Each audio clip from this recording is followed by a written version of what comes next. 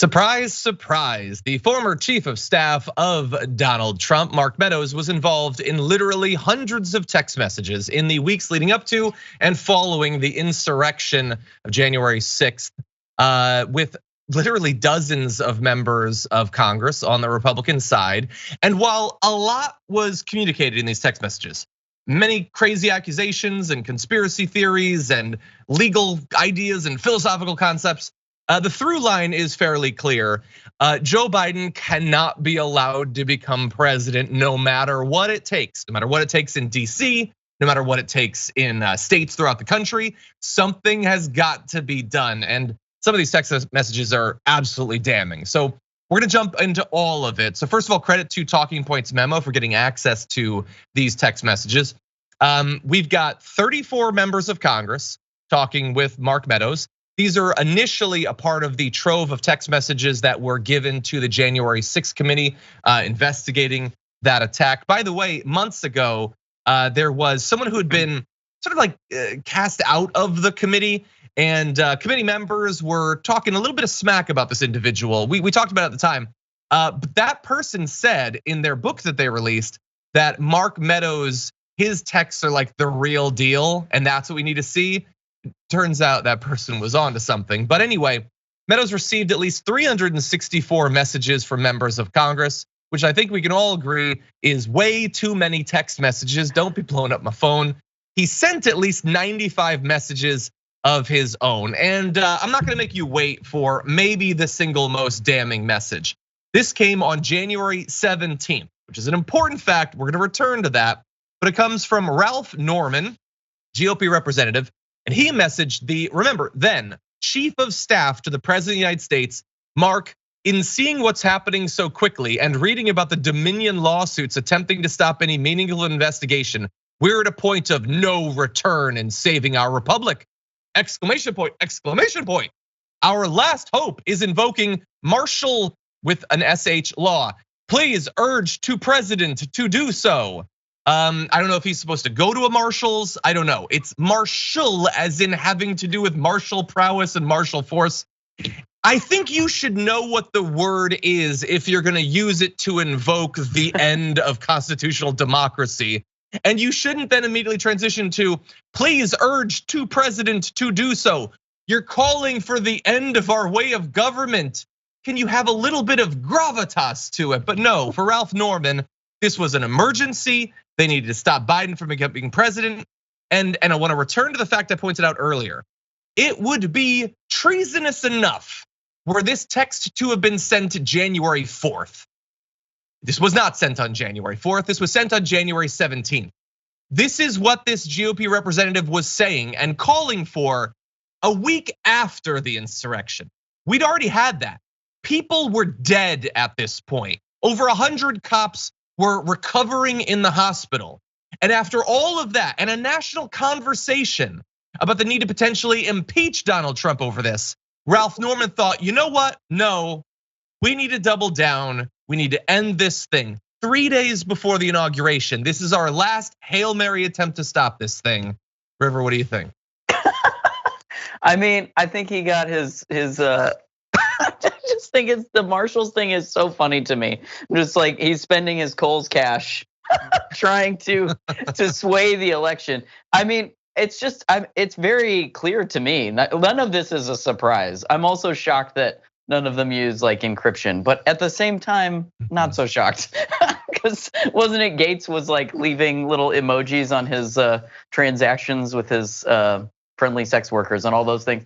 I mean, these people are so emboldened these days that they just leave trails and evidence everywhere because they're so convinced that they're gonna get away with all of it. And so far, so good, honestly. And so it's like not a big shock to me. I'm also curious, where is Norman a rep from? What state? I did not actually get it down. I'm gonna find out for you right now. I'm on a very tiny computer, so I didn't look it up. Okay, we're in South Carolina. South Carolina, yeah. Yes. Not been surprising in office to me for that he would be very several convinced this would 5 work. years. 5 Yeah, years. exactly. Look, they're not sending their best. No, like people might be purpose. surprised to find out. What's that? It's on purpose. Yeah. Not having the best, like you were saying, like needing to know the procedure, needing to know like spelling the words. Now, I don't want to be classist. I'm not like a classist about spelling, misspell all the things, but it's purposeful in the GOP to have people that they can control and maneuver and manipulate into believing whatever they want in these stations of government. It's exactly fully purposeful. Yeah, no, I don't think it's classist to expect that those who are going to institute an authoritarian government, like at least nail the punctuation. But anyway, TPM reached out to Ralph Norman. He said he wanted a chance to review his messages before commenting, saying, "It's been 2 years. Send that text to me and I'll take a look at it." So they did. He never responded, which I sort of get. He was, after all, calling for a coup. Again, Donald Trump got in a little bit of trouble like 2 weeks ago, a week ago, when he said that he was in favor of the Constitution being terminated. And that is effectively what this guy wanted, what many of them wanted in one form or another. And again, we're just supposed to move on. We're not supposed to be freaked out about this. We're supposed to somehow be convinced that they're not gonna have another go at this, another round of this at the state level. You get Carrie Lake trying to, contest the results of her election right now. Look, I'm gonna briefly skim through a couple of the other text messages. There's literally hundreds of them that you can find. But we've got this message, again, I believe this is from Ralph Norman, describing, this is from Jason Miller, apologies, campaign advisor to Donald Trump, describing Representative Mo Brooks as the ringleader on the January 6th deal. So that's an interesting little tidbit for Mo Brooks to deal with as we go forward. You got Representative Brian Babin of Texas sending nearly 24 messages to Mark Meadows and receiving 4 responses. On November 6th, this is what he said: "Mark, when we lose Trump, we lose our republic. Fight like hell and find a way. Just find a way anyway. We're with you down here in Texas and refuse to live under a corrupt Marxist dictatorship. Liberty, Babin." He signs his text Babin rather than babbling, which seems more appropriate. He didn't respond to requests for comment either. Maybe he's on the run. After all, he has been living under a Marxist dictatorship for 2 years. And don't you love them saying, we need to do whatever it takes to not live under a dictatorship? Honestly, damn the law, damn the Constitution, Trump for life. I refuse to live under a dictatorship. That is some amazing doublethink from Babin there. Oh, it's a beautiful hypocrisy. The goalposts are moving so much. It's just like, those little ice hockey games for kids. It's just like that. But the whole thing is moving. I don't know how they keep it all straight, other than they just are like, I'm right all the time. That is how you keep your like political compass straight when you're moving all your goalposts, is remember that you are right all the time. I also think it's funny. Yeah. I've been to Texas. I perform in Texas. I have friends in Texas. They are not living in a Marxist dictatorship in Texas, I'll tell you what. And even the most liberal people that I know in Texas are like, absolutely not. Yeah, 100%. Okay, couple more points. Representative Mark Green of Tennessee. Tennessee's got some problems here. Sent a message saying Dick Morris is saying state ledge can intervene and declare Trump winner. You could do it in North Carolina, Pennsylvania, Michigan, Wisconsin, all have GOP ledge. And he sends a link to a Newsmax article. Mark Green, I'm gonna blow your mind. Just because Dick Morris says something doesn't make it true. But look at that. That is not, the text wasn't, we found good reasons to suspiciously question the results in only the number of states we need to get to the electoral count threshold that we want. It's just saying, we have control here. Who cares who won? We can just declare him the winner. Again, there are a bunch of dozens of these people still in office. Would love to see some hard questions for them about why they felt so comfortable reaching out to the #1 guy for the president with their treasonous and seditious comments.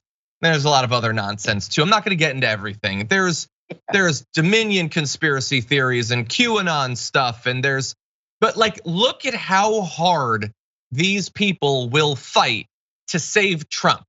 Have you ever seen them fight like this for access to reasonable rent or the ability to afford health insurance? Have you ever seen them fight for regular, even just conservatives, the way they will fight this desperate life or death fight to save the political fortunes of Donald Trump?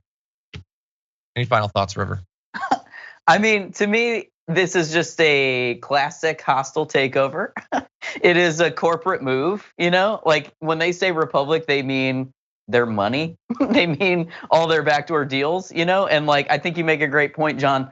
It has been a long time, not in my lifetime perhaps, that any Republican or conservative or even moderate for that matter has fought this hard to do anything for the citizens of or I shouldn't even say citizens, people of this country, and specifically the working class people that they use and abuse as their like human shield to win elections. And this is their propagandist way of keeping those people voting for them.